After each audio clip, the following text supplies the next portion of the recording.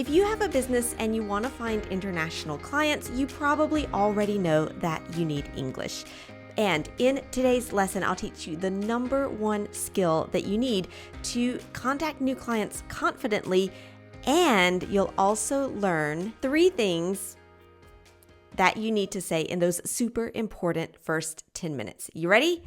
Let's go. Hi, I'm your English coach, Christina, and welcome to Business English with Christina, where this week and next week also, you're learning how other entrepreneurs and business owners solved their English problems so they could grow their business internationally. And this is the second episode in this special series designed to help you find new clients in English. Now, if you missed part 1, which was all about the importance of speaking English when you have your own business, you can go and watch that episode with the link that is below this video.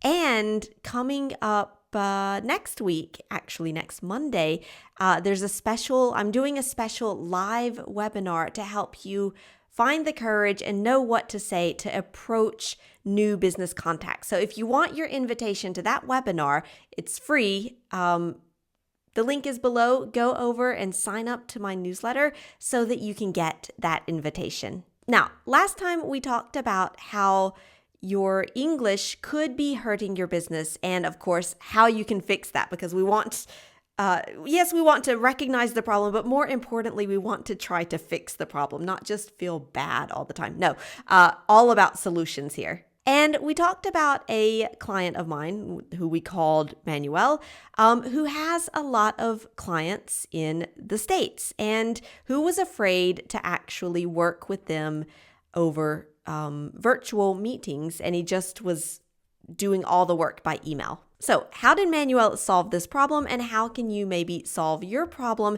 if you're feeling the same way and you prefer to do business by email or chat rather than actually speaking with your clients and your business contacts? Well, you're going to start, like I said, by focusing on the one important thing that might have the most impact on your business. And if you want to start finding new clients, one of those things is, of course, conversation.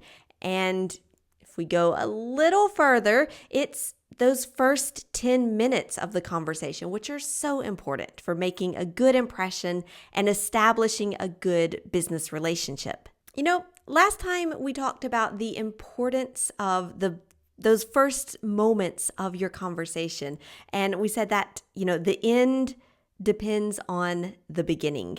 So the result that you want from that conversation does depend a lot on the way that conversation starts. And that idea came from an article, which if you want the full article, you can go over to my blog. There's a link and you can read it. But in that article, the author talked about the situation of asking for directions in French. The author is an English speaker, so like me, in France, like me. And he said, he would go to people in the street and ask, I don't know, do you know where's the Eiffel Tower or something like that? And the people would just say sorry, I don't speak English, or they basically didn't want to help this person. And he realized that it was because in that first interaction, he wasn't doing the right thing, which was saying bonjour, just going up and saying hello before asking the question.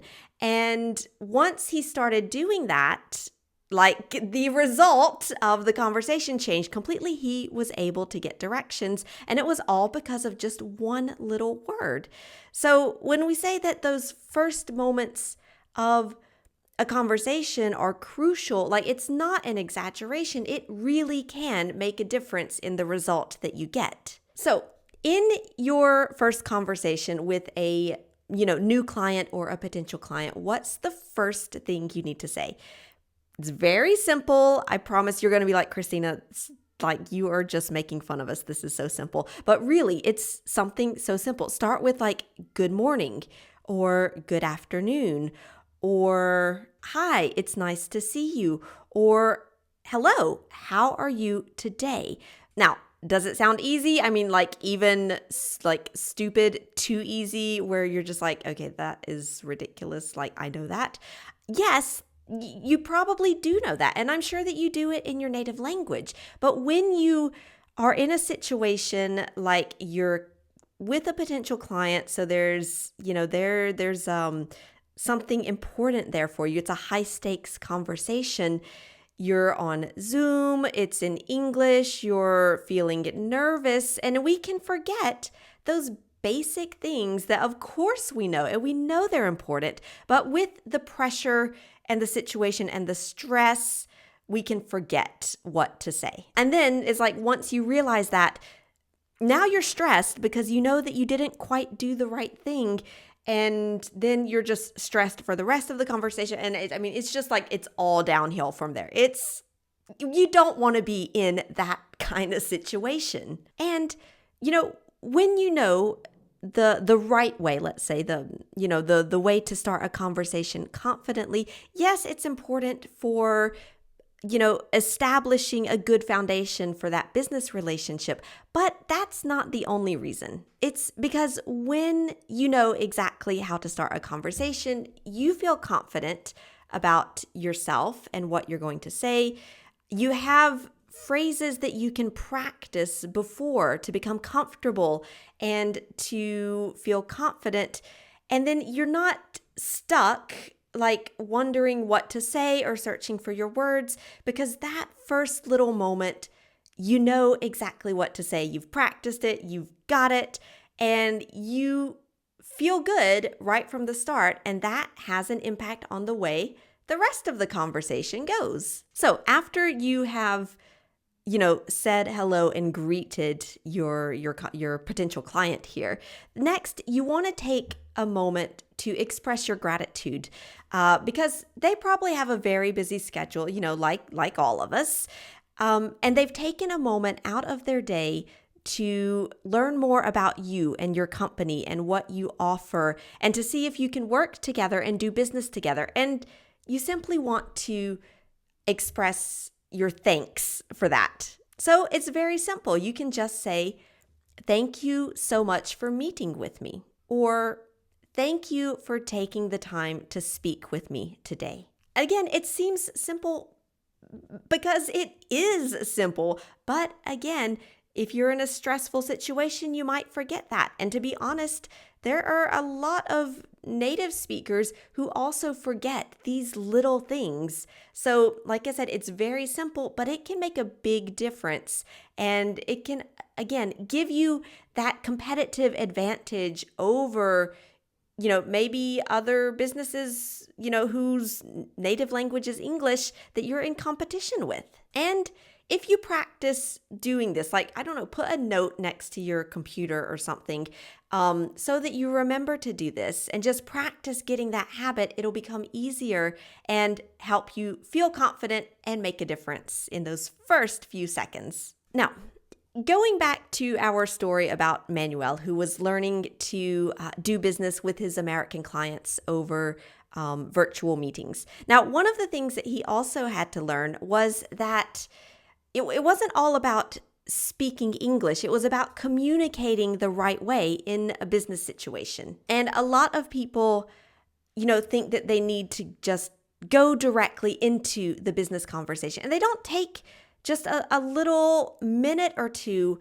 to get to know the other person, or to show that you value the other person and you are interested in them and what they're doing. And this can be very simple as well. Like maybe to prepare for your meeting, you take a minute and you just go and you look at your client's profile on LinkedIn to see what they've been doing recently. Or you go and look at their company's website to see what news they have or what projects they're working on recently. And then you can use that to just find one simple question that you can ask to your client.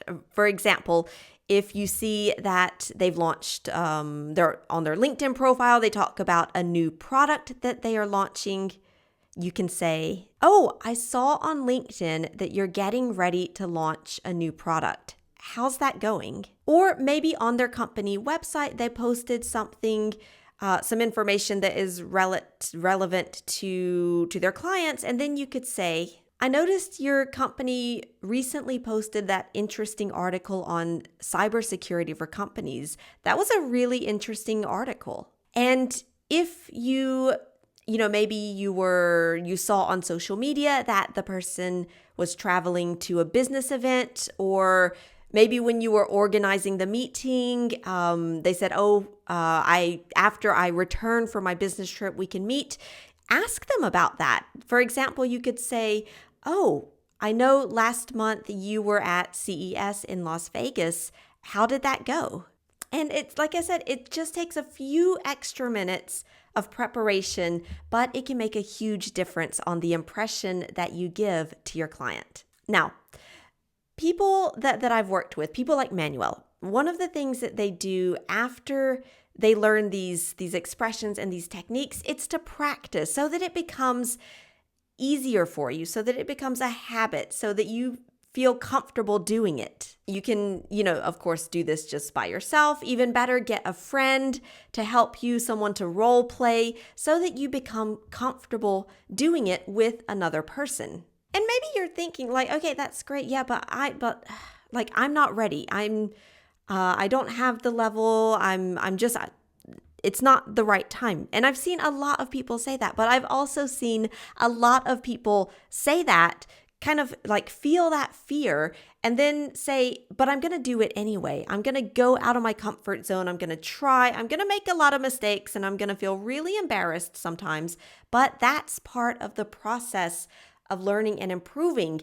And you have to embrace that, but you've got to be willing to take that first step. And I know that if you're running a business, going out of your comfort zone, taking that first step, like I know that you're used to doing that. So I have no worries, let's say, in your ability to do that. Like, I know you can do this, but you just have to just do it. Like the brand Nike, like they say, just do it. So if you want to work on that and work on getting that courage and getting to those next steps, and like I said, as you saw today, it's a lot easier than you imagine. Go ahead and subscribe to my newsletter. I'll put the link down below so that you can get your invitation to this masterclass on Monday, where we're going to go more into detail about the exact things that you can say so that you can feel confident and you can start doing this. And like I always say, if you don't use it, you lose it. So here's your chance to use some of this English today. Share with us one time in your life that you did something that previously you were afraid to do it. So something where you were afraid and then you decided, all right, I'm going to do it. And just tell us that story, because that, I'm sure that is going to be a very inspiring story for me and for all of the other people in our community. You can put it in the comments below the video or over on the blog. And if this lesson was helpful for you, I would love to know. And there are 3 ways you can tell me. Of course, thumbs up and subscribe to my channel on YouTube so I can continue making business English lessons for you. Go over to the blog post, sign up for the newsletter so you can come to the masterclass on Monday. And you can watch this next lesson about how to introduce yourself in English. All right. Thanks a lot for learning with Business English with Christina. And I look forward to seeing you in the masterclass on Monday. It's not easy to say. All right. See you guys. Bye.